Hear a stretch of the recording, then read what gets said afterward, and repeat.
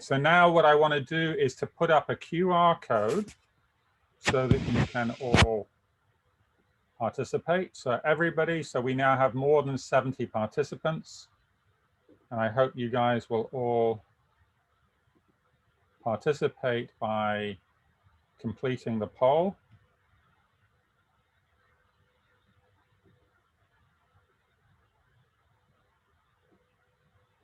So I hope the QR code is big enough. And I'm now going to hand over to Dr. Chum, who's going to handle the Q&A. Okay, let's see. All right, good afternoon, everybody. Thank you, John. So it's very important everybody get a common understanding from all different videos from the speakers. So we have a common scene of the topic today. So more importantly, we want it to be more interactive. So we will start with the discussion with all different panelists first, but definitely we have the Q&A section that you guys, all the audience today can feel free to ask questions. But before we talk, I think you have probably watched our video already. So I think thank you for John to show the QR code. I would like you to really start with the QR code and answer two questions over there. So it's basically it's looking at how you see how important data competence is and where you are. So if you can do that, I give you 1 minute or so if you haven't done so. So after 1 minute, we will talk about the result. Right. So again, we have four panelists today. So briefly, I think you already know what their background if you joined at the beginning.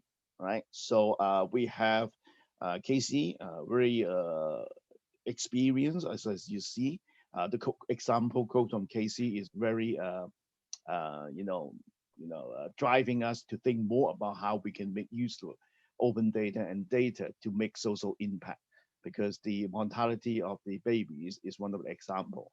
So sometimes we are pretty much influenced by our bias from human sense and might not be that objective. I think that is one of the great example. And Joseph also talked about a lot on the education side. So how we can enable our next generations to really, empower them with data literacy, so they can make a big impact to the company and the society. And O1, I think, is a very good example in terms of making more data available and using the collaborative approach to do that. So I think it's very important to really get more people to contribute data so we can have more data to play around. Even you have the top data scientists in your company, without data, there's nothing you can do, right? So I think thank you for AWS for that particular contribution. And last but not least, of course, is Wendy. So very important for the building and construction ecosystem. Now people can collaborate not only by business partnership, but also through data, they can co-create a lot more things for your industries and for the stakeholders in your ecosystem. So that's what I got from all your videos. I'm sure that you know you'll talk more about that. Let me, as promised, I'll let you know the result for the first question. So the first question, if you can remember from the pool, is actually uh, how important of data-driven mindset, innovation, and data skills, or you call data literacy, to your career development in the next 3 to 5 years. So what I got from you is very, very obvious. I think that's why you're here, I guess, right? 65%, 65%, 65% is saying that is critical, important, critical. And 30% is important and 5% is nice to have. So I think the data spit it all, right? So 65% is a very high percentage, is critically important to all of our career in the next 3 to 5 years. And then the second one is how ready are you? If it's so critical, so important, how ready are we? How ready do we speak data? Right? So the question two, the question is how good is your data literacy? So let's see. 25%, you're saying that you are in the advanced level. Congratulations, you are in business. You run out of jobs. You can make a lot of money in the future, right? That's good. 25% is advanced, and 25% is moderate. Okay, good. So you have something you need to do upskill a little bit more so you can become advanced. And 45% is basic. That means you have a lot of chance to reskill yourself and upskill yourself on the data literacy. And 5% no background at all. It's good and bad, right? That means 95% you have some background on data literacy, but it's not in the high level yet. So you have room for improvement. So I think that set the scene for everyone in this panel and also for all the audience, how we see the importance of data and are we ready for it? So let's start with the panel now, right? So everybody ready? So the first question to our panelists is, what do you see? How importance of data literacy is, and is it is it to to the competitiveness of the company and individuals in today's digital economy? So it's basically the same question, but I think you have a lot more experience you can share with us how important it is, particularly to the society and to the economy today. So can we start with who wants to start first? Right? It seems that Joseph is ready for it. May I start with Joseph? Okay. Yeah, Thank you, Dr. Chan. yeah, Actually, yes, I think align with what I have shared. I personally believe digital literacy is the basic because if we want to become a digital ready or what we say smart city, we all need to upscale all of us, including underprivileged, including every people. So very important is how we are going to manage this. It's not only done by industry and government. Every one of us has a role to play. So I think the question is, how are we going to uplift our data literacy in the near future? Is it just training is good enough? What type of education? And also because of COVID-19, I think some recent problem becomes serious again is the digital divide. But this is another type of digital divide compared with recently. So I think yes, very good if we can more parties, we can have an open data mindset. Everyone is willing to share so that the data analysts, I mean, all this can work out together for our future policy, everything, so that we can try to build up our smart city in the future. So that's good. start from education. I will believe everything start from education. Definitely. I think recently we heard about these two verbs very often, which is reskill and upskill. It is to me, I think is not you have nothing, you have something already. That's why you're surviving, right? But we need to reskill and upskill because the digital economy need a new set of skills that we need to retrain ourselves. So I think that there's I echo to Dr. Leung that is very important, not only for the people working, but I think it's we move to even primary school and secondary school. In the STEM side, I think we also talk about coding, but not too much on data yet.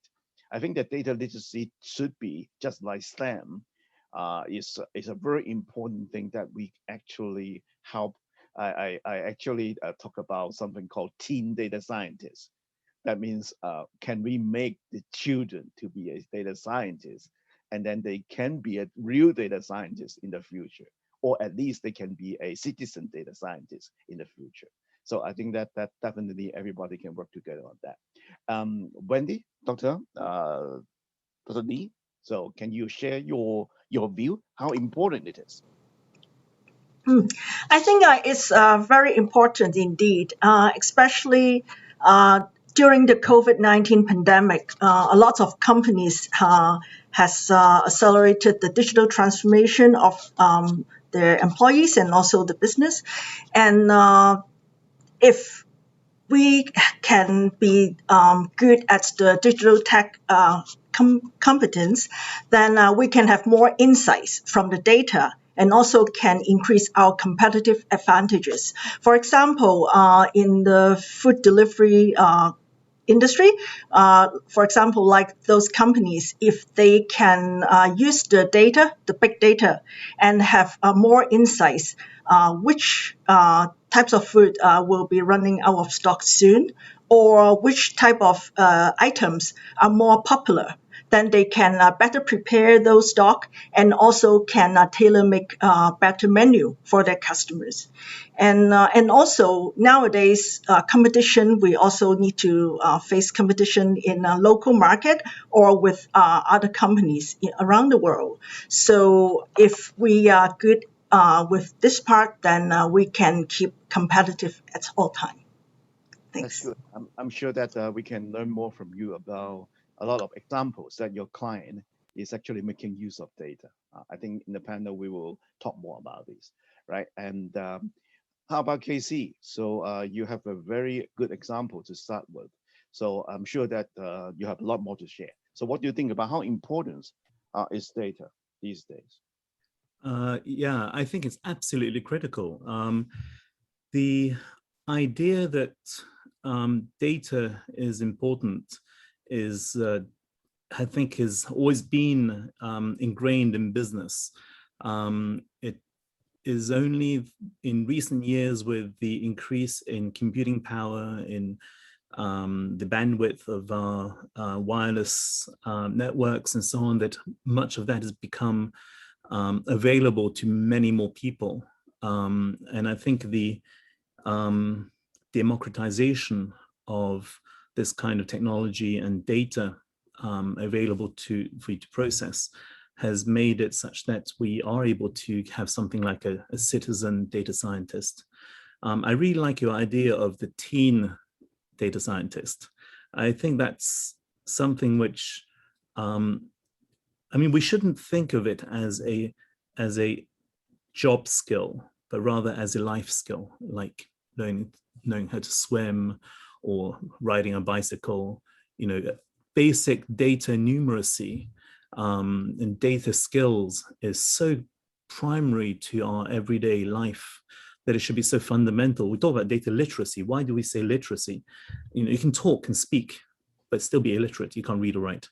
And I think it's really important that people are able to understand that actually there is a language in data, and your ability and your ease in that medium will allow you to progress so much farther and so much more. And so on the one hand, are you able to read it? Like you're able to read a language.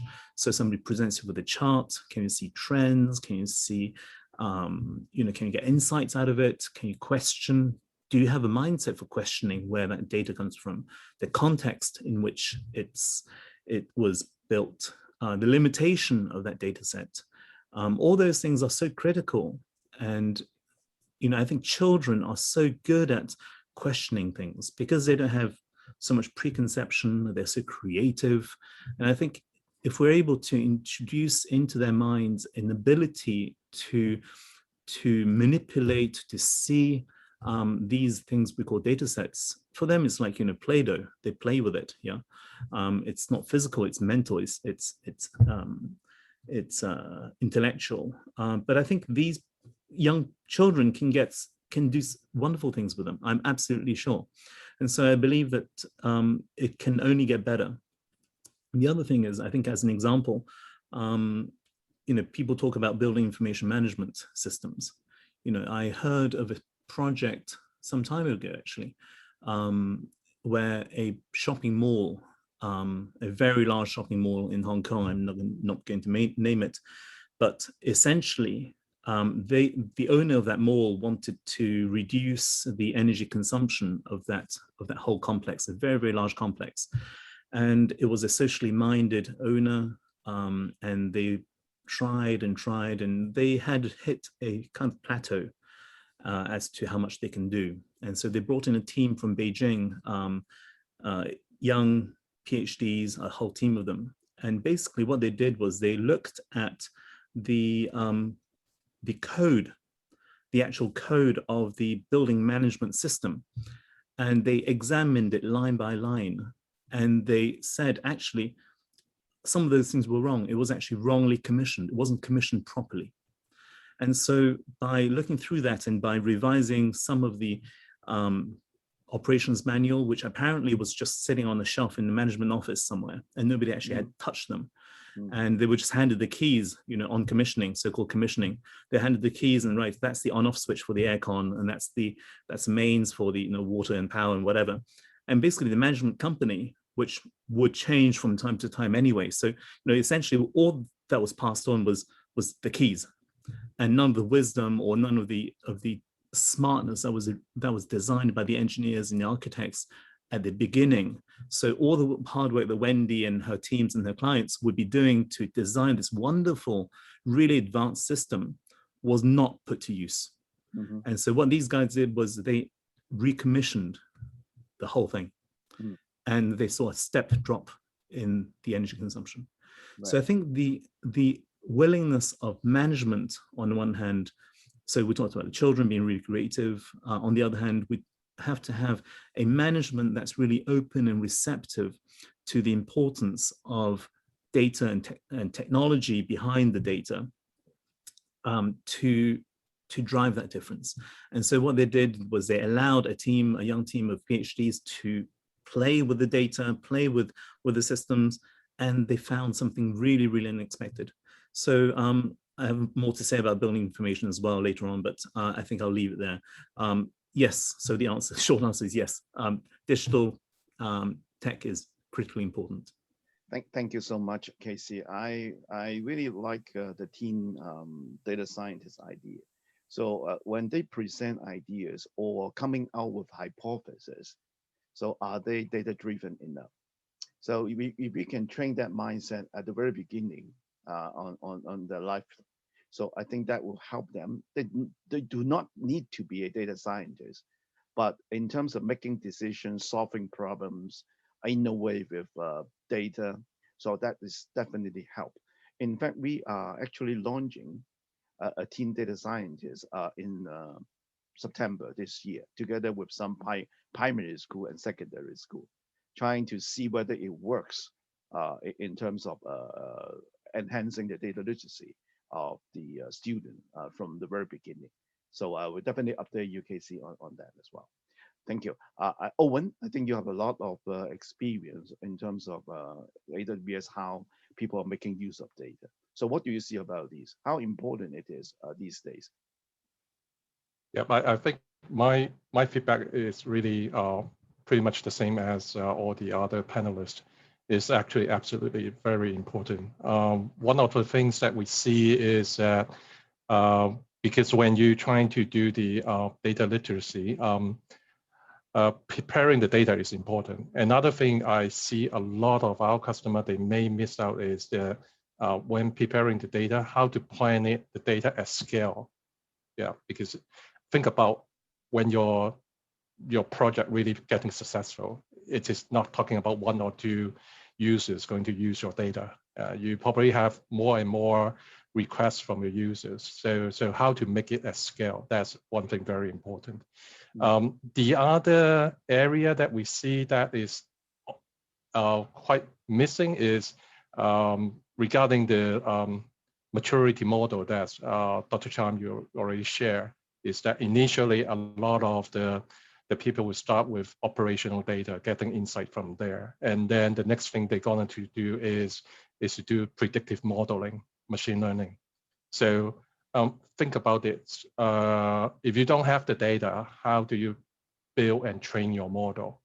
That's one area that I think a lot of people could expand their scope to look into. Is there any similar data that is available on open data? Okay, is there anything available on the internet already shared by other organizations or any other institution? That's a good starting point. Build your model.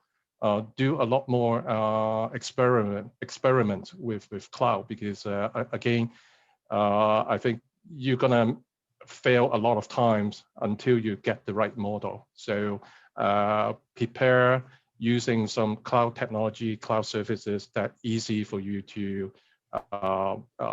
kick off your evaluation, your experiments. That's some of the experiences that we get from our customer.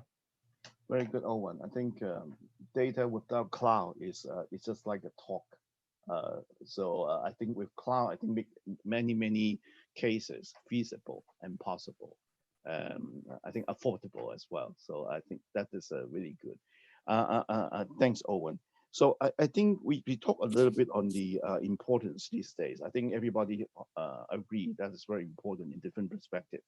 But more importantly, I think different people will define the competency or literacy differently. I mean, what do you mean by data literacy? So what do you mean by data competence? People is good in data. What do you mean? And Casey and I also talk about it's like a language, right?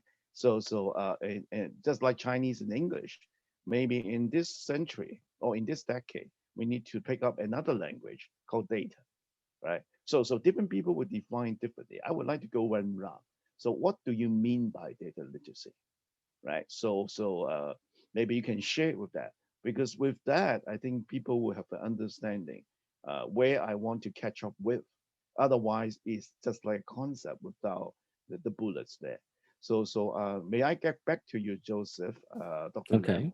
Yeah, how do you define data literacy? What do you mean by data literacy? My understanding or my way to look at data literacy is, firstly, is of course we assume the data is available, but we need to know what type of data we have. This is the data literacy. And data competency is how we are going to manage those data.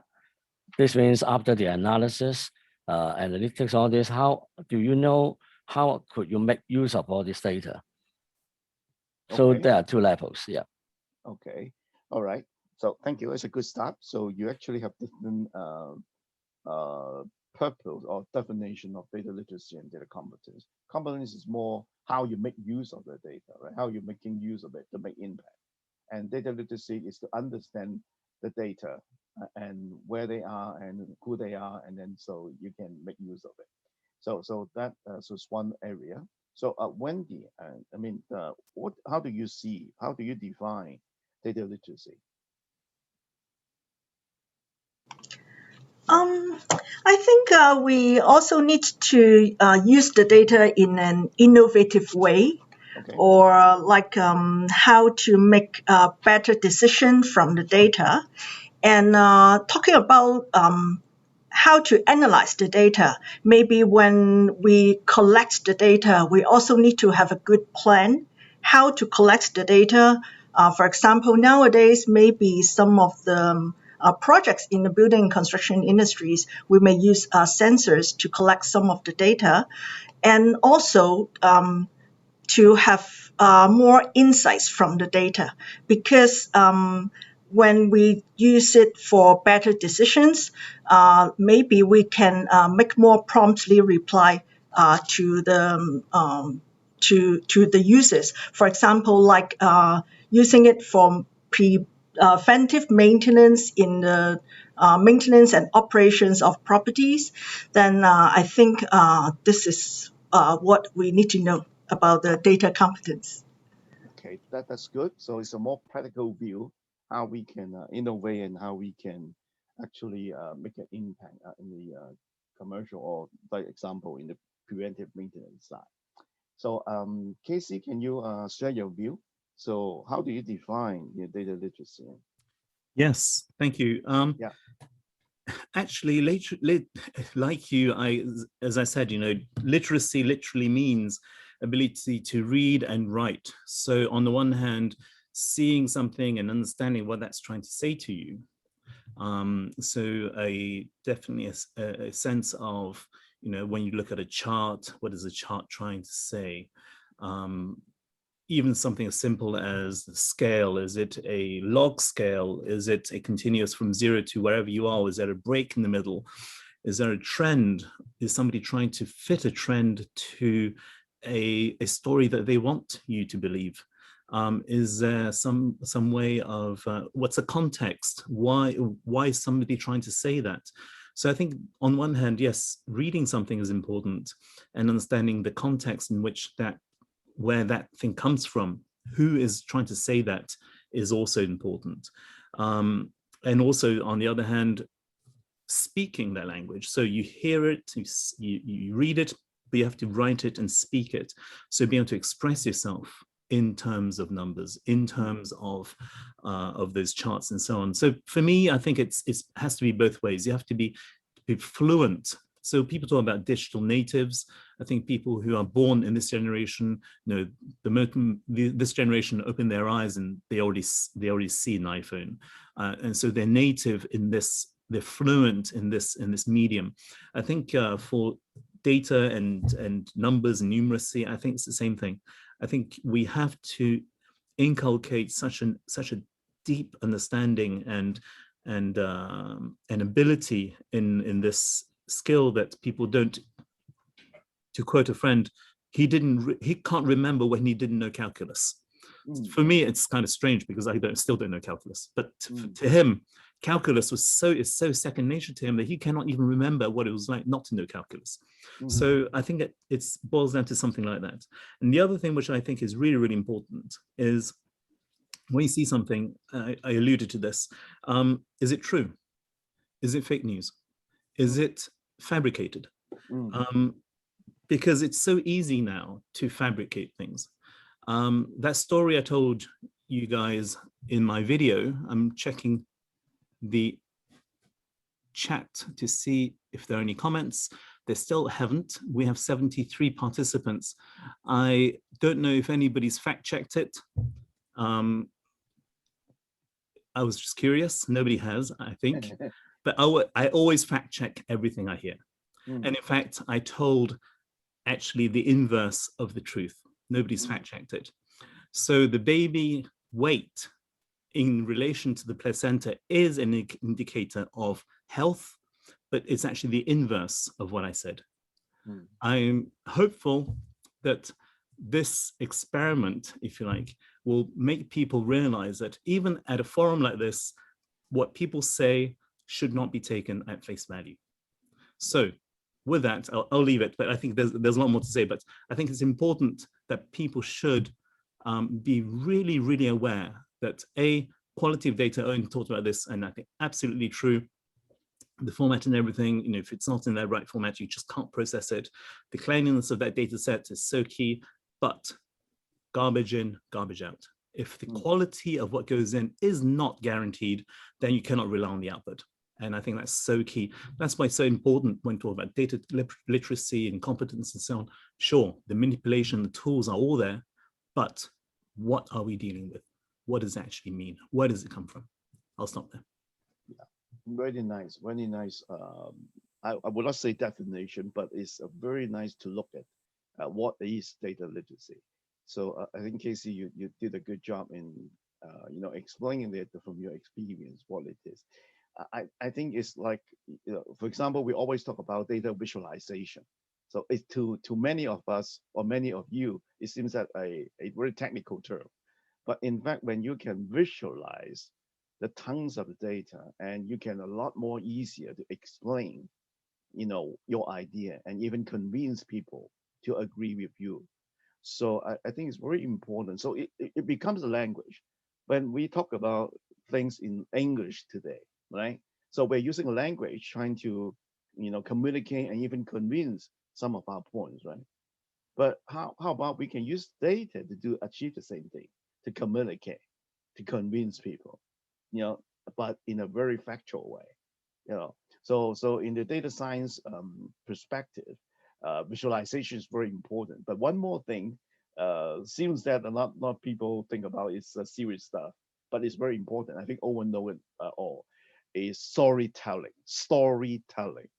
So we have to be using data to tell a story.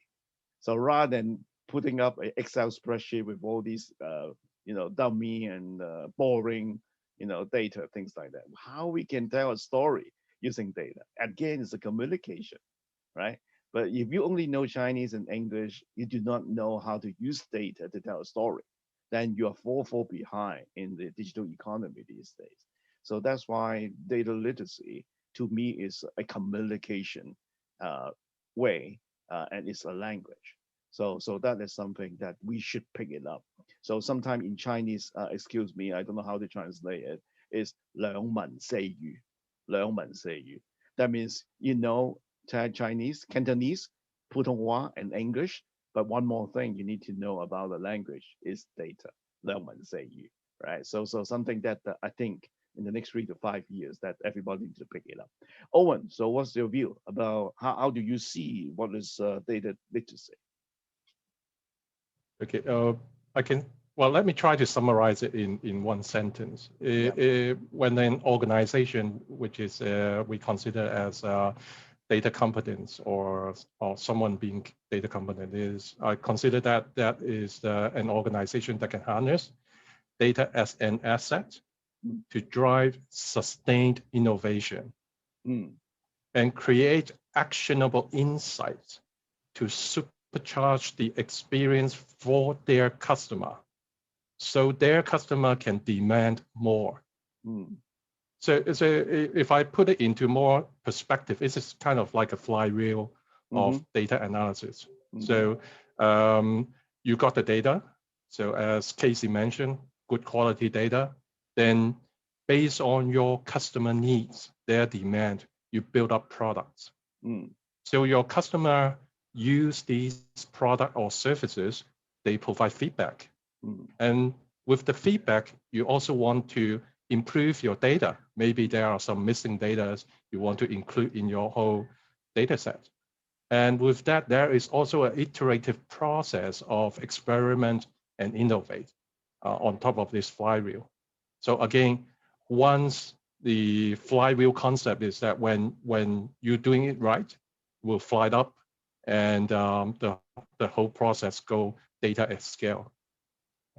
Very good example. I think I did very much. It's, first of all, Owen talk about asset. So we can right now, we have been, including myself, involving in the startup a lot, right? So many years, a startup is very hard to beat those guys in the property industry, in the manufacturing industry, in the oil industry, right? So all of them, they have a very, very rich and a lot of assets. So they can make use of the asset to make a whole lot of money.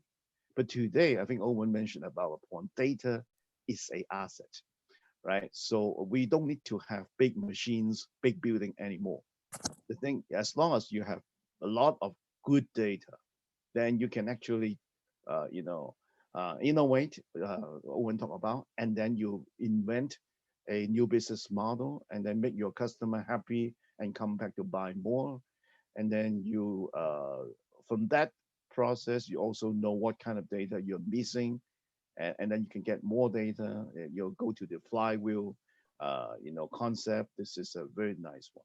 So we are not trying to, talk about theories, but we're talking about data is actually an asset, and it can help you to innovate. It can help you to engage your customer, and customer loyalty. They come back again. They trust you more in the flywheel concept. I think that's why Owen, you're from Amazon. Okay, so Amazon definitely is using all these network effect, flywheel, all these kind of things. They make them as the biggest company in the world. I mean, Amazon. So that's just something we need to know. But we cannot just rely on data scientists, from my view, right? So that's why we need to democratize it to most of the people in the company, right? Not just relying on 5%, 2% of the employee data scientists. So that's why we need to increase the data literacy of everybody. So in the company, in order to achieve what Owen talked about. So I think that is very important. Right. This is good. So we now have an understanding what data competence and data literacy is. But one question I didn't write down in the pre-panel discussion is, so we now is very critical. We know that it's very important. We have a general concept of what data literacy and data competence is. My question that just popped up from my mind is that, are they doing any good? I mean, data is important. Are they really creating some new jobs, right? So if it's important, I pick it up. Is it guaranteed that I can get more jobs? Do you see it in your area? Do you see it creating a lot of new jobs? because I'm seeing that AI is automate things, and a lot of people don't need to do anything anymore because their job is automated by AI, powered by data, right? So people are losing jobs. But at the same time, in the topic of today, we are talking about how we can help in employment, right? So it, how do you see what kind of jobs you see is already there? It's a new job because the people are need people making use of data. So anyone want to start with? So it give more confidence for people, all the audience today, right? Now we know it's important, but can I guarantee me can I get a good job in the next 3 to 5 years? What kind of new jobs is coming up? With you know the company or need data. So can you just share with us from your experience? Anyone want to start? Maybe can I suggest Sure. something? Yeah. Yeah, I think absolutely. I think machines and machine learning is getting so good now. Specialist AI is already way better than humans. So AlphaGo, so these are machines that are dedicated for one specific task, are getting so good that they are better than the best human. But generalist AI still isn't there yet, but it'll catch up, and it'll catch up very quickly. So I think the danger, if you like, to humans and the human worker is really not to try and compete with them. Why do something that a machine can do? Why do long division when a calculator can do that for you? And you extend that to AI and so on. And I would argue that data science and data manipulation and data competency and literacy should not really be relegated to a specialist group of people, although we do need them.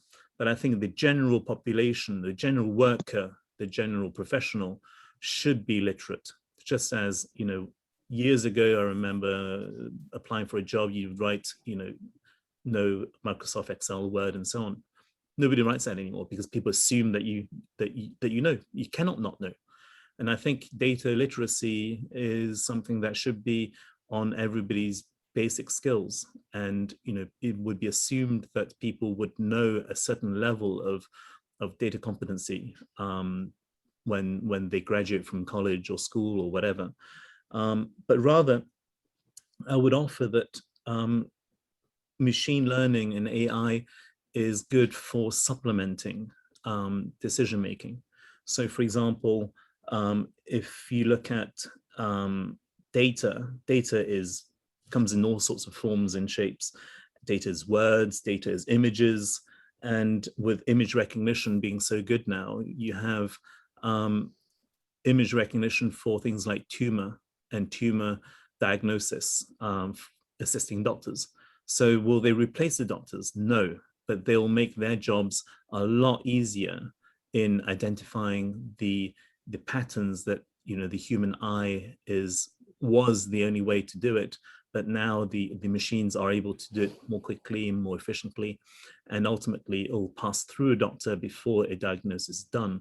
So in terms of augmenting, if you like, augmenting the ability of the human being is really where the opportunity lies. But you still have to have the doctor. You still have to have the specialist there to use that machine, to use that technology, and ultimately it's a human decision. That's good one. So Wendy, in your industry, do you see there's any new roles emerging that is new, is not exist before, but it's really the you know help people to really find new jobs opportunities? Yes, I noticed some of the construction companies, they may have a new roles called digital coaches. So these coaches will provide support to employees and also departments to help them work in a more efficient way. For example, using latest technologies to support their work. So this coach can bridge the employees at different teams and to work better. especially during the COVID-19 pandemic. Some of the site offices, they may close for a week, but how can they communicate or collaborate with different teams? Then the best use of data is very important. And these digital coaches can also help the employees to acquire the skills better. And also, another example is some companies, they may like to collect the data on carbon footprint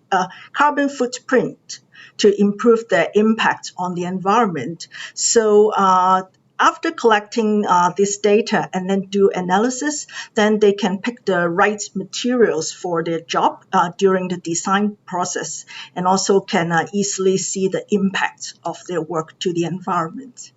I think this is a quite good example. Very good example. So, Owen, I think your company and also your clients, I'm sure that you have seen many, many new roles that not even exist in the last 2 or 3 years. So, what do you see? I mean, what kind of new jobs that you can give some example to us? Yeah. Okay. Based on my experience, I learned it from LinkedIn. Back in like 2018, 2019, the top search jobs were cloud computing. And the second one was AI machine learning. But last year, the position swapped. AI machine learning becomes number one, and cloud computing was number two last year. And in regards to machine learning, I remember I read an article from World Economic Forum. They mentioned in the next 5 years, there is a demand of around 54 million data-related jobs will be needed. But at today, the estimation is around 300K personnel that is working in that industry with that skill set. So from what I've seen from the data that we collected, there is a high demand for jobs in the data, be it data engineering, be it machine learning, model building, or data scientists. So it is, we see very high demand on that. And on top of that is, one other thing is that we've been rolling out some programs called the AWS Educate, which is a free curriculum for educators and students. So students from the age of 14 to university, they are entitled to use those free curriculum. And on top of that, they are provided with some free cloud credits to allow them to experiment. I've been talking to some teachers and students in the past years. I learned that a lot of them, even in the age of 14, they already start learning Python as a language to start analyzing data. Yep. So I do see there is a demand, and also there's also a very strong interest in the education sector, picking up skills in this area. Definitely, I think this is good. I think if you are, going that path in terms of data scientists, I'm sure that you will have very good opportunities in terms of finding good jobs in the future. But according to Gartner, actually, if you're not data scientists, because these data technologies, including AWS, is making it easier. So all these machine learning things is getting easier to use, more user friendly. So they predict that if a company have one data scientist, they are going to have another 10 citizen data scientists. So because the tools is automated, it's much easier to use. So if you can pick up the data literacy we talked about and how to talk this language, actually we can create another 10 citizen data scientists. So it actually that will fit into what we talk about, democratize data literacy to most of the people in the company. So in terms of job creation, that means it will create a lot more jobs. So if you get fired because you're accountant and all your accounting jobs are automated by AI, then maybe you can think of to become a citizen data scientist. So you can communicate with your client using data rather than using your book. So those are the things that you can consider. All right. So Joseph, what do you see about this? Do you see any jobs from your students or from your networks? Actually, I think I'm echo to Casey sharing is talking about Mm, um, I think agree not we are not going to compete with AI or this new technology. But actually, I quote maybe two examples that I have experienced recently. mm, Many people, actually, many experts already put some articles is uh, mental health will become another pandemic after COVID-19 because there are so many issues. We have so many pressures issues nowadays. So many like this case. I think we can have lots of big data during the analysis. But finally, you still need human to take care of this type of mental health case. AI cannot take this role. And another example like is something on health tech. And if you take it on legal tech, even nowadays, many countries or governments, courts, they are going to digitize all these documents, everything. Even a law firm, they start to do lots of AI. But finally, I think we still have the mechanism. We still go to court, but only speed up your understanding on the case or talking about shortcut the time so that you can spend more time to prepare for your case for litigation, for arbitration, or for mediation. So I think my view is we need AI to speed up our time for all this processing, all these analytical issues, but it's still human. Especially, I think when we need to, if my recommendation for most people is if you are afraid of your job will get away because of AI, I would prefer is start looking for more human-oriented tasks mm, because finally, decisions still come from human. This mm. is my thinking. Okay, thank you. Let's switch gear a little bit because open data is part of our data world. So besides companies that we talk about a lot of good things and challenges already, how about open data, right? So if we have a better data literacy, how we can make use of open data to really help, for example, Hong Kong, to become a better city or somebody called a digital citizen, right? So from the democratized data literacy to the employees of a company to democratize data literacy to general citizen in Hong Kong. So what do you see about the good things about this and how how it will benefit Hong Kong in terms of social impact or the economy?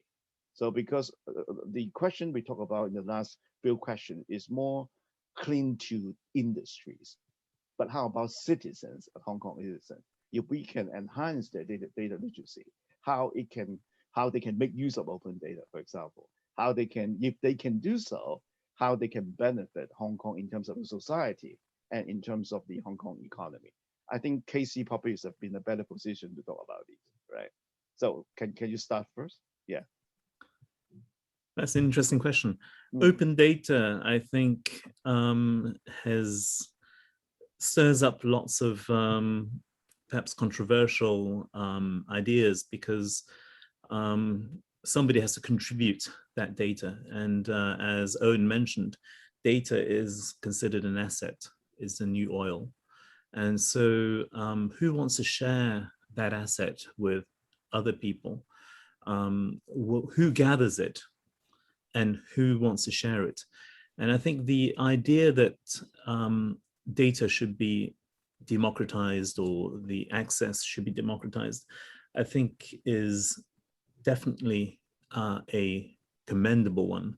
But in terms of implementation, I see that there are just structural difficulties with the owners of those data sets and what they share and what little they share, whether or not that's really useful or insightful. That's that's open. I don't actually know enough about what's actually being shared at the moment, but just off the top of my mind, for example, if only we can get more data on movement of people.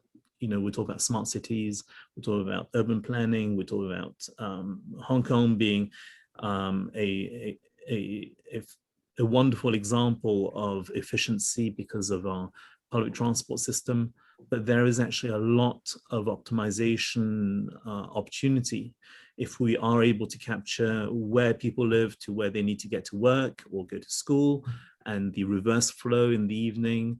And the data is absolutely there. You know, the people who have, you know, access to the Octopus cards, the MTR only knows where you go in and where you go out, but they don't know where you originate from and where you actually end up, which building you end up in. But them in conjunction with bus companies, minibus companies, are you able to log where you get on? Maybe. Are you able to log where you get off? We don't at the moment. You don't check out, you only check in. So that's a missed opportunity there. But that data set exists elsewhere. And the obvious place to look is the telecoms company, because our devices are all have geo positioning. And so, you know, the place where you spend your 10 or 12 hours every night is where you live, and the place where you spend 10 or 12 hours during the day is where you work. And somehow, you know, you see that migration, that human migration every day, 5 days a week. It should indicate something for our urban planners, whether or not that gold mine is being exploited, or I shouldn't say exploited, used, is something that, you know, our authorities and the people that are in charge should think about. I think I'll leave the time for our other panelists, but I think, yeah, the data exists. Whether or not it's readily available and open is quite another matter.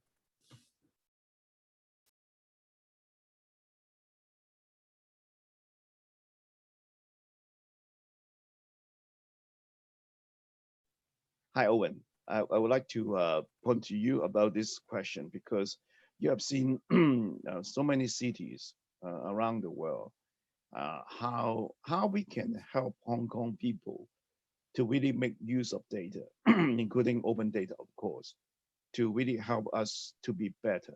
You know, compared to other cities in the world, you know, what are we lacking, and what we can do to really empower our citizens to make use of data, including open data.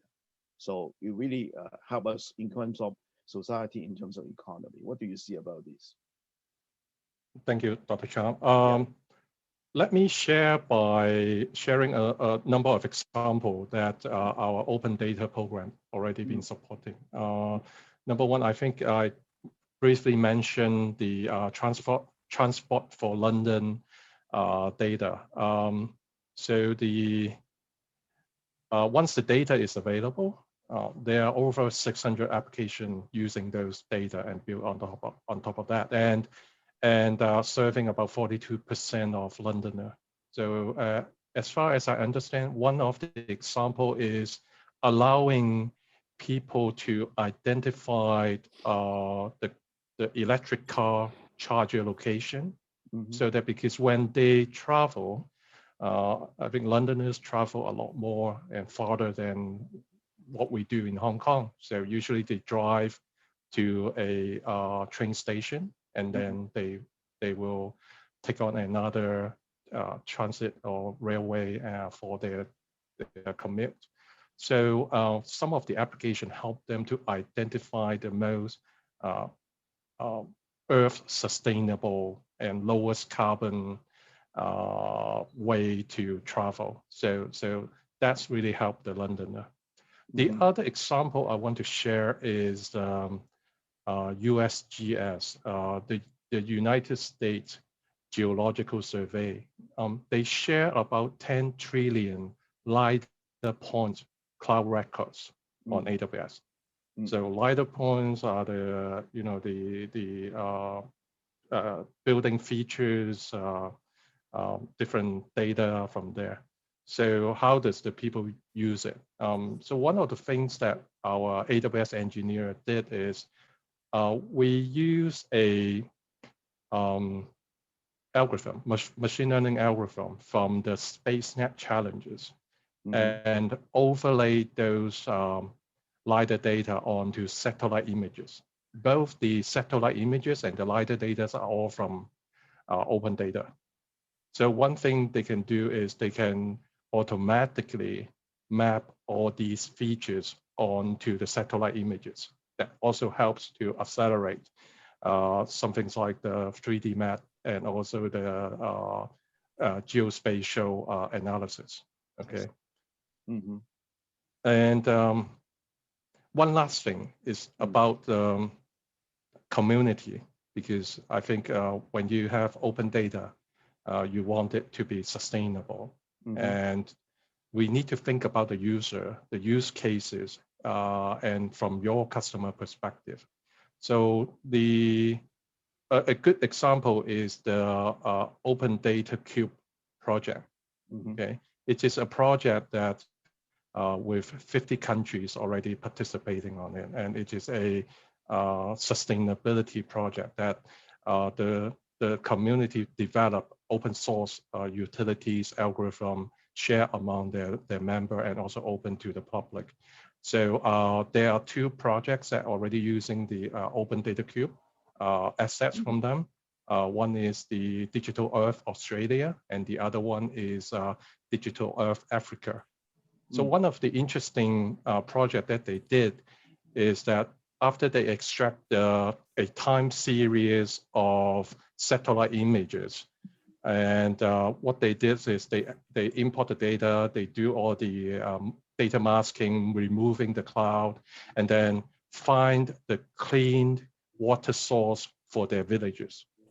So nowadays in Africa, the villages can simply look into their mobile phone, identify the closest source of clean water, and that really life or death to them, because it is really crucial to them.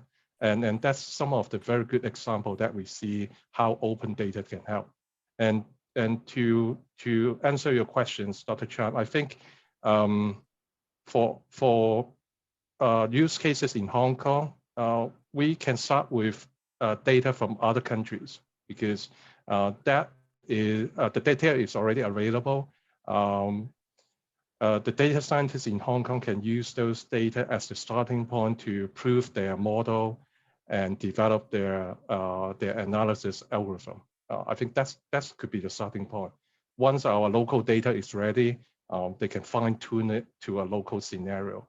Because a lot of cases, when we look at the satellite images, there are not many cities like Hong Kong. We are very dense. We got very many high buildings. It's a very different problem that we need to resolve. However, we can always reference to other big cities that is around the world. So that's some of the best practices that we see. Very useful, Owen. I think the sustainability one, I think, is a good one. So if we can have some area that we can help the citizens to think of and make use of the data to create something like, for example, sustainability, I think is a good start. I think I look at this question from two sides. One is the data availability. That means, how much data we get from government and from enterprises. So this is the accessibility, the data availability. The other one is how you can incentivize or motivate the people to really innovate using that kind of data to solve whether it's a society problem or a commercial problem. So in that sense, I don't see too much happening in Hong Kong yet. So I know there's a data availability is an issue. I'm seeing that, I'm sure that when you have done a very challenging job to convince the enterprises to put data in your open data initiative. So it is still a lot of things to do more on that. But even you have the data, how you can actually motivate the stakeholder to make use of it, to innovate it with it, and solving the pain points. And then they adapt to use data to solve more and more problems. And then if they do not have enough data, like you said, and they probably ask for more, right? So that is the cycle, coming back, not just happening in the commercial world, but also in the society. And to be a smart citizen, like Hong Kong government talk about, smart citizen. So we need to enhance our citizens in terms of their data literacy, right? So I think that is something we link it back to the topic of today. So Wendy, in your industry, do you see? I think there's different initiative trying to put data together. So are the companies or citizens around, are they making use of the data you accumulated to really innovate something new? Maybe it's good for the market, maybe good is for the society. Uh, yes, so I think I've just heard about like open data usage from other speakers as well, and I also want to add a few points as Sure, well. go ahead. Because, for example, we see every year there are more and more categories in the data.gov.hk website. So we see the Hong Kong government is also adding more open data available to the public. However, we know a lot of SMBs, they may not have sufficient staff to work on these open data, or they may not know well about this. So I would suggest we may also organize more conference or even competitions to have more awareness for the SMBs so that they know what kind of open data are available to use, and also give them more insights, more creative ideas, like what kind of applications they may make use of this data and for to serve the society. And for example, like what kind of APIs available, or what kind of skills they must train up their staff so that they can also be more competitive. Yeah, excellent idea, Wendy. I think data hackathon, I think, is getting much popular in the corporate world.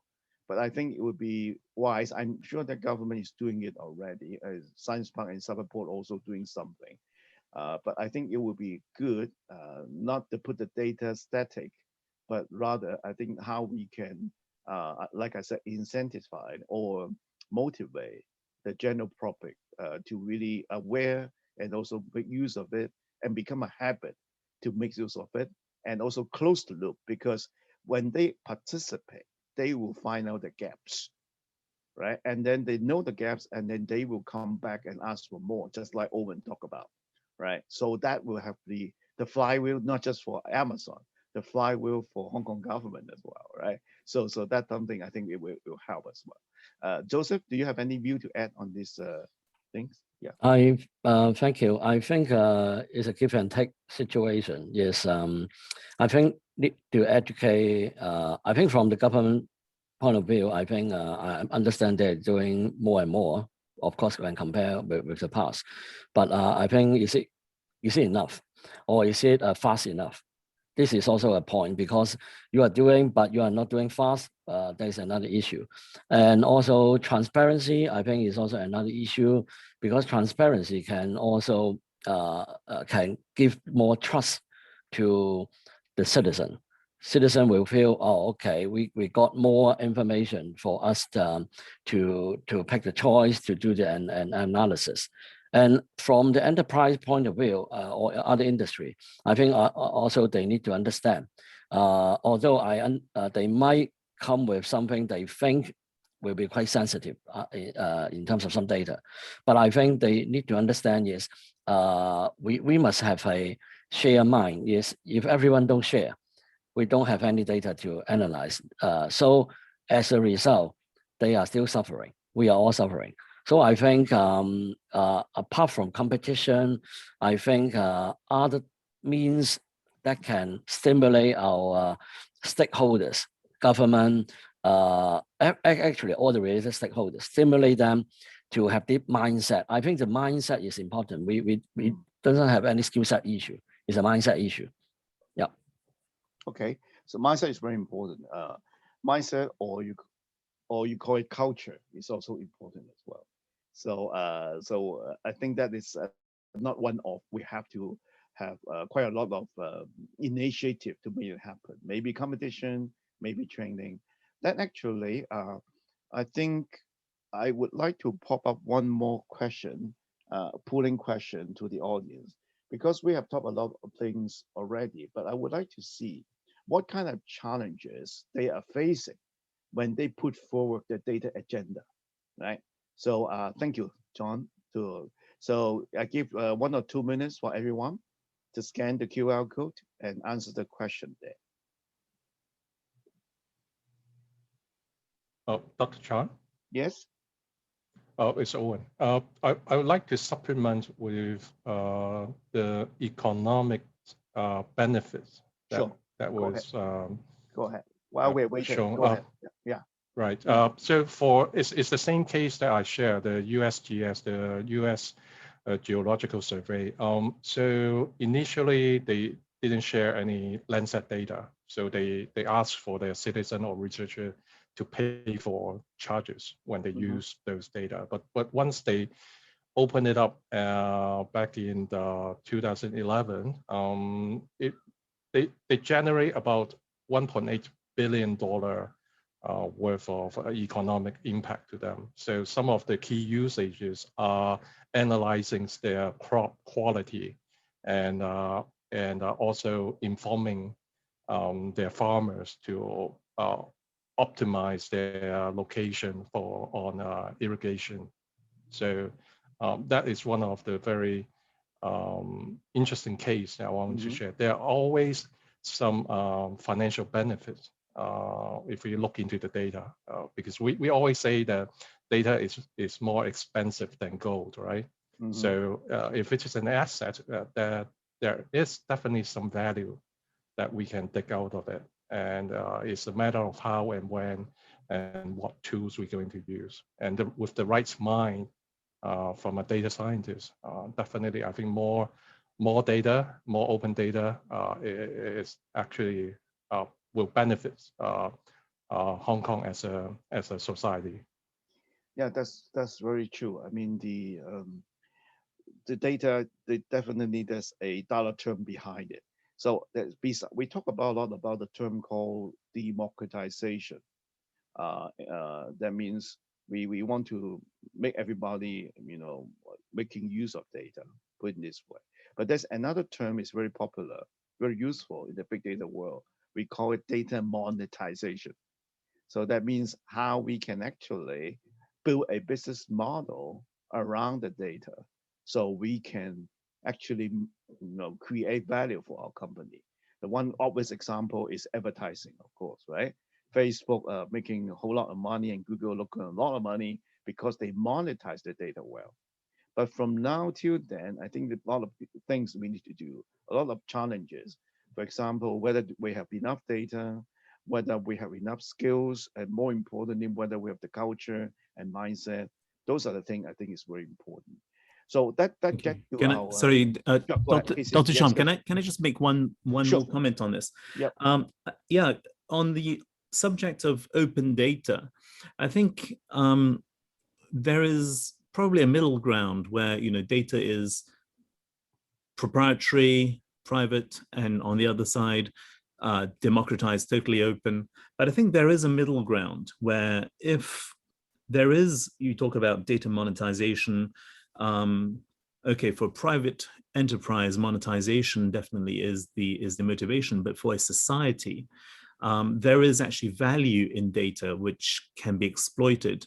And I talked about just now, for example, the migration of people, the movement of people in a city, in an urban setting. There are, very definite benefits from a better organization of our transport system, for example, from understanding where the bottlenecks are, where the pain points are, and solving those. So we talk about net zero for Hong Kong in 2050. These are very real problems. On the one hand, we can monetize it, but actually there's something greater than that. And I think if we're able to say, okay, if data is available, but we don't want to share it with everyone, how about we share it with just the people that matter, that need it, and that are able to provide the greater good for our community. And I think the willingness of the holders or owners of that data to share it with those people who are able to make a difference. We talked about just now transportation, for example, but on the other hand, data from our health records, for example, can they be made anonymized? Can they be made accessible in part, for example, to data scientists to see that actually, certain drugs are having certain benefits on certain groups of people without having to do clinical trials on those people, because people have taken it and we have the results of those effects, and so on and so on. And so I think there are lots of middle grounds that people should and could explore, where data can be put to use of society. Absolutely. I mean, these monetization is sometimes we talk about commercial more, but in terms of the social impact, I think that is another way we look at it, is really helping our society in many ways. Health, in terms of the life quality, also environmental, definitely, and all sort of thing. So I think Casey, you have a very good point. If we can not open everything, can we open it up to somebody they really care about, for example, sustainability, care about public health, for example. So how we can actually making use of data to really create some social impact, that I think is another way to look at it. So the meaning of open data, of course, is definitely helpful for commercial use, right? But on the other hand, I think it's also very equally important for the social good as well. So I think thanks for bringing it out, Casey. This is a very good one. I would like to talk about the result of the second polling question. So about the challenges that we face when we really want to put forward our data initiative in our company. So the top challenge people will talk about is about 67% is talking about data issues like data quality and data accessibility. So data is still a very top challenge for us when we want to put our data initiative forward. But there's another second and third is about 50% of the people. They also think there's a very challenging things that they need to take care of. One is data mindset, culture, and skills that we talk about. And also financial support and lack of business case is also about 50%. So those are the three top challenges that we are facing. Maybe we have the concept about data literacy and know how important it is, but when we want to put it forward, that's all the challenges that we face. Okay, so one last question before I take a look of the Q&A is, okay, we know how important it is, and we look at some application example already, and we look at some challenges already. How we can equip ourselves, okay? How we can pick up the skills, or what we call the reskill ourselves, right? Really to be a data literate professional, so we can have a better job or create more impact to the society. So how we can pick it up. So Joseph, you want to talk about it? Yeah. Okay, thank you. Definitely, I think lifelong learning cannot be avoided.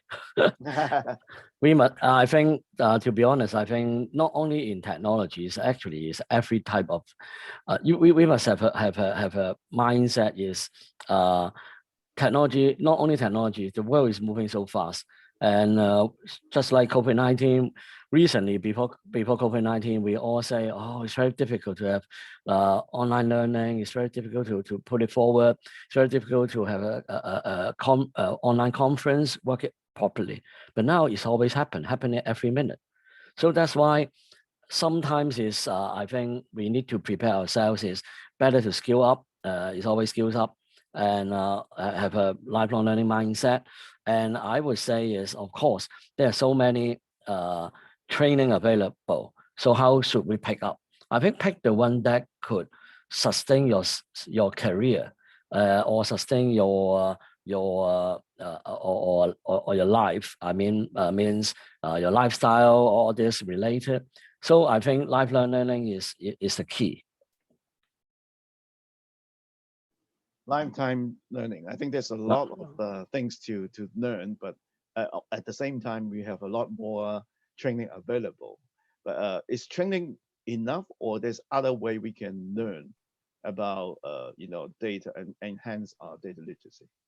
Just yeah. I think something like this type of discussion roundtable, every I think actually is we all need to do together because we come from different industry, different experience. So I think it's good is from time to time, not because training sometimes it looks like a one way direction.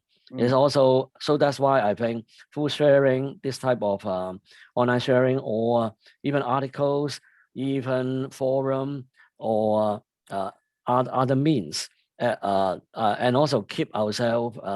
Also another mind is we need to also have something in mind is to prepare ourselves for the future, and not just stick to the current situation.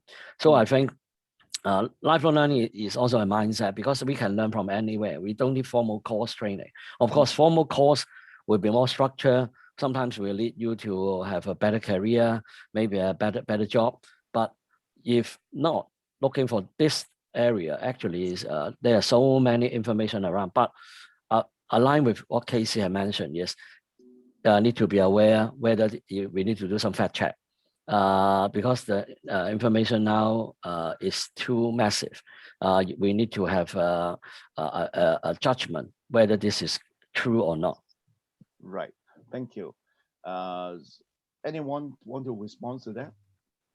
How you can, train yourself up or your colleagues around to become a data, literacy people? Yeah. Owen, you want to talk about it? Yeah. Thank you, Dr. Chan. I agree with Dr. Leung about lifelong learning. For me, like even for myself, I've spent quite a lot of time on internet searching for free learning materials. I realized that in the past 1 to 2 years, especially under COVID, there are lots of free training courses available online. Just to give you an example from Amazon, we are offering more than 500 free courses, interactive labs, and virtual day-long training sections available online. And one of the training that I personally took is the machine learning and artificial training classes, which consists of about like 65 digital courses. Most of them are free, which is available. Anyone can take it. And it's designed for business user to all the way to data scientists. So my sharing is, if you're interested in learning more about data literacy, go online, do some searching. There are a lot of free resources available. So that's the experience I want to share. Yeah. So Wendy or Casey, anything your experience, how we can help the people, empower themselves to be more data literate? Yeah. I suggest every one of us allocates some time every day to refresh your knowledge. For example, it may be difficult to allocate a few hours on one day to do the training, no matter it's online training or physical training. But if every day, maybe just spend 15 minutes and then watch those training shared by other people on the internet, then maybe it's easy to have this kinds of continuous learning, because every one of us need to be more competitive anyway. Definitely. Yeah. Casey? Totally agree. Lifelong learning is one of my favorite phrases. I think one thing that drives us to learn is our curiosity. And I think it's important that we should not lose our curiosity as we grow. You talk about the teen data scientists. I think children are incredibly creative and are incredibly curious. We all were children once upon a time. And I think we all had that curiosity once upon a time. And somehow through the education system or through the examination system, perhaps, and perhaps the pressures of work, we are, that aspect of our humanity is eroded and sometimes suppressed.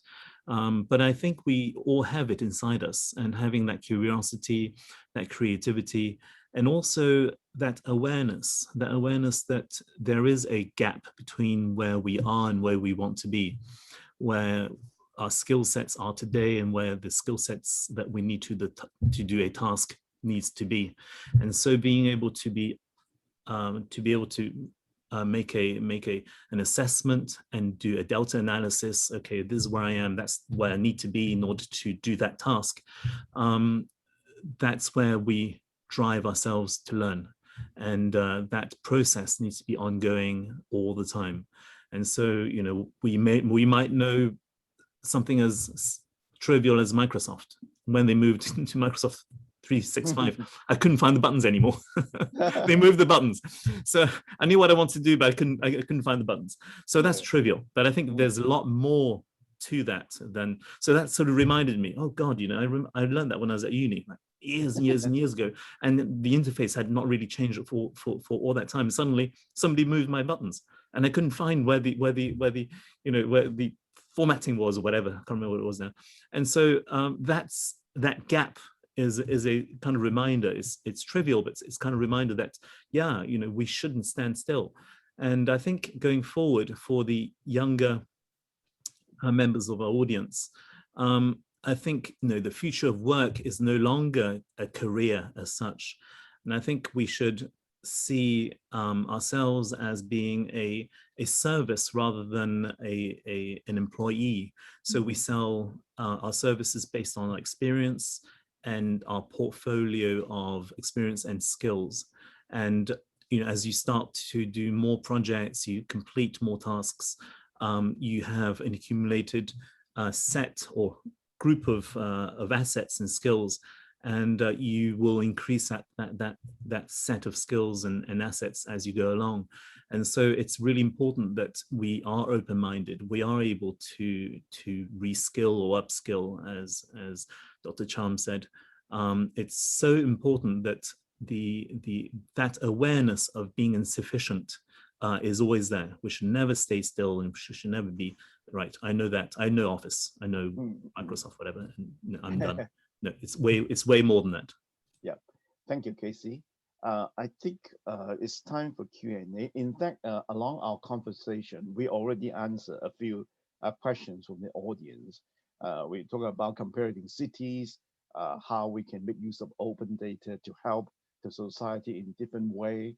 Where are we in terms of Hong Kong? I think Owen and Casey already talked about it. And there's one question I think is interesting. I think Casey mentioned about STEM before.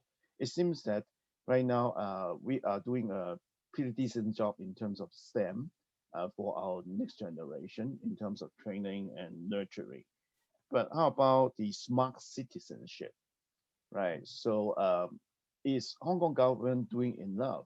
Or what kind of thing they're doing right now in terms of enablement or empower us to be a smart citizen? Anyone want to respond to it? Or what do you think is a smart citizen?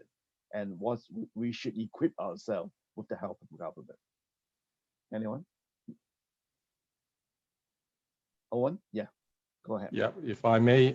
Yeah. So what I see is a lot of focus in the STEM conversation that I had is really about data, machine learning, that area. I think for general students, when they pick up the STEM skills, I highly suggest they also look into learning more about cloud computing.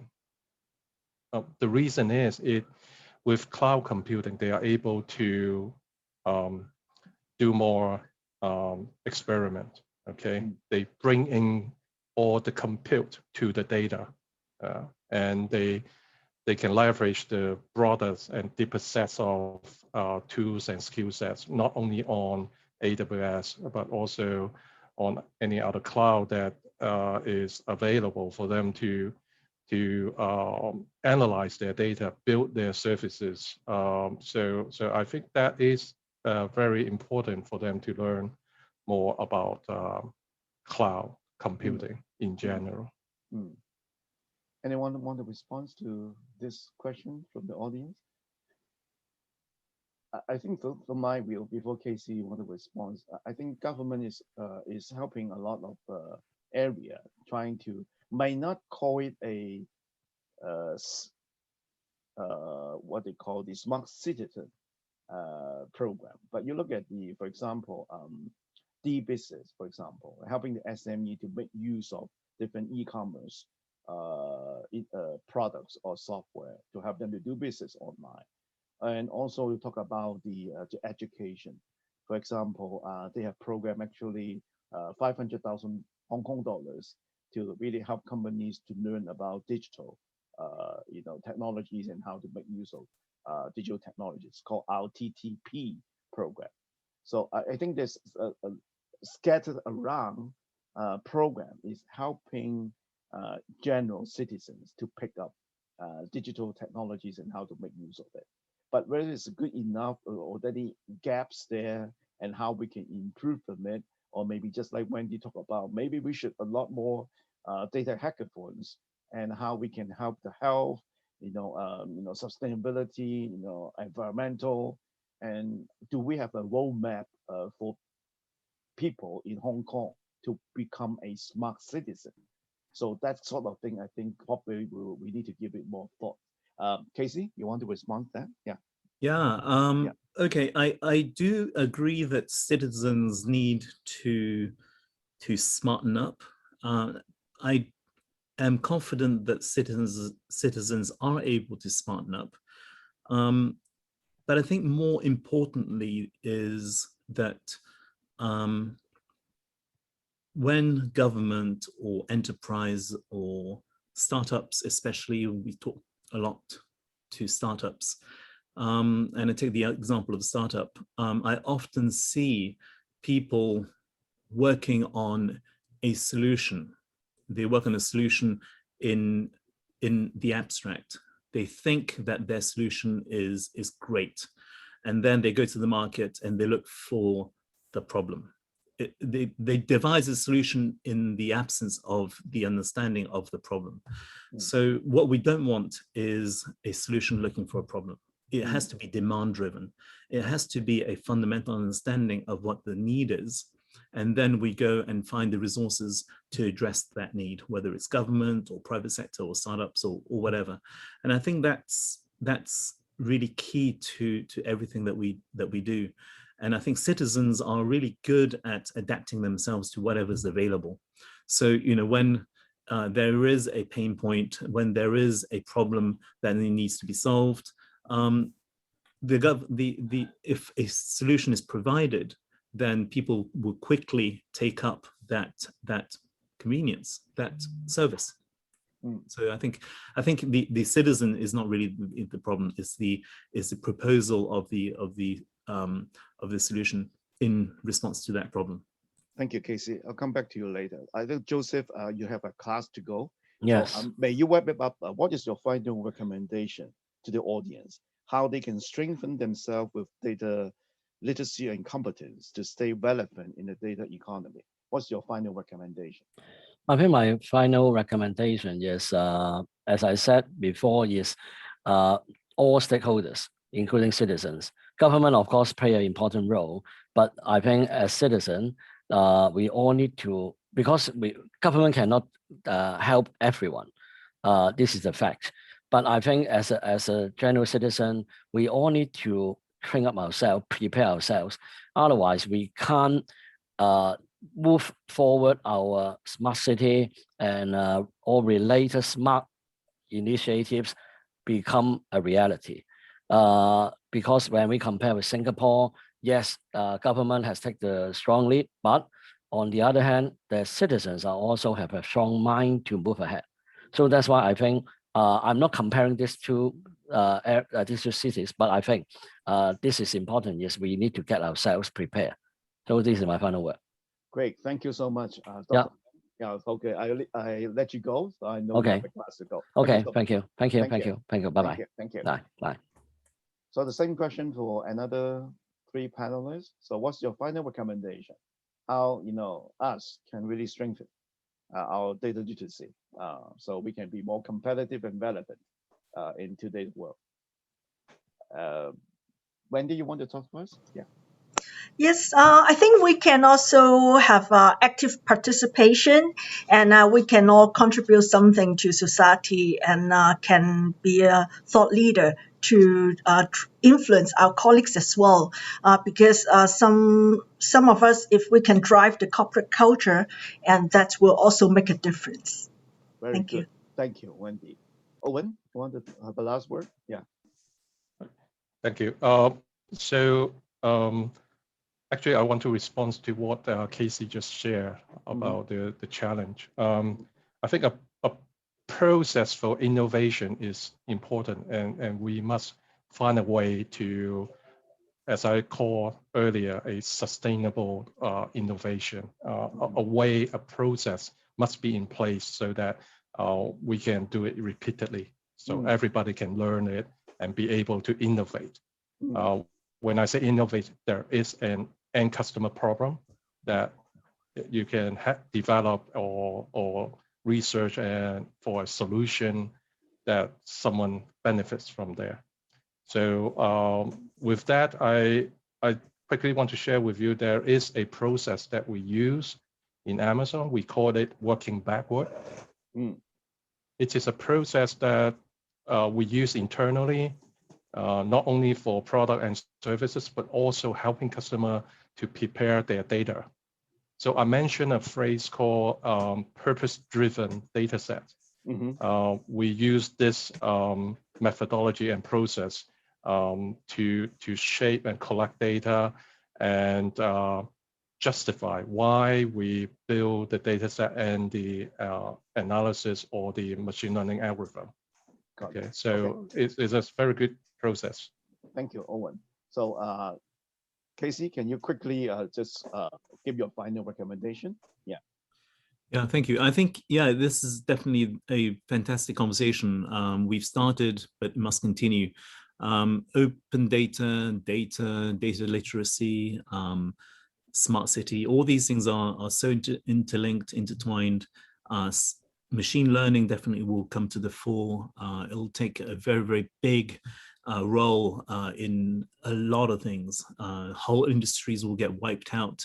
Chatbots are essentially now destroying, eliminating the customer service industry in China, for example, and so on and so on and so on. And so I think young people, I'm talking especially about young people here, please be open-minded.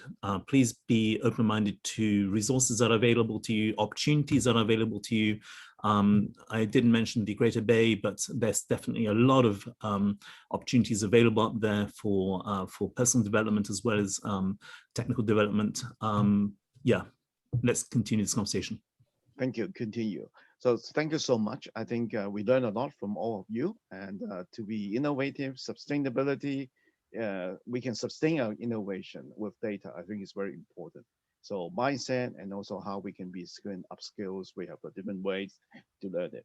So I think that's the end of our panel. I'll pass it back to John to wrap it up. Thank you, John.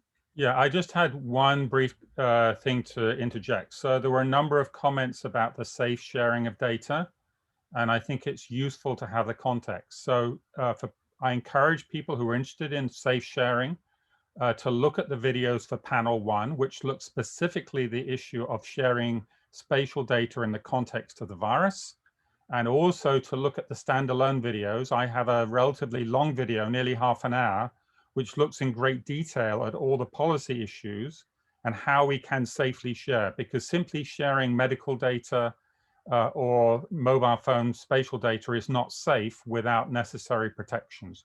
So that's all discussed in some detail in that video. So I encourage people who are interested in the safety issues to look at these other videos. Back to you, Dr. Shah. Thank you so much. Thanks again for all of you. So I think definitely it's only one seminar here.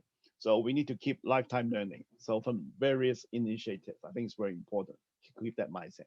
So thanks a lot. I think that's the end of our discussion today. So have a good evening. Thank you. Thank you. Thank you. Thank you. Bye-bye. Bye-bye. Bye. Thank you very much, everyone, for your participation. Thank you, John. Thank you. Thank you.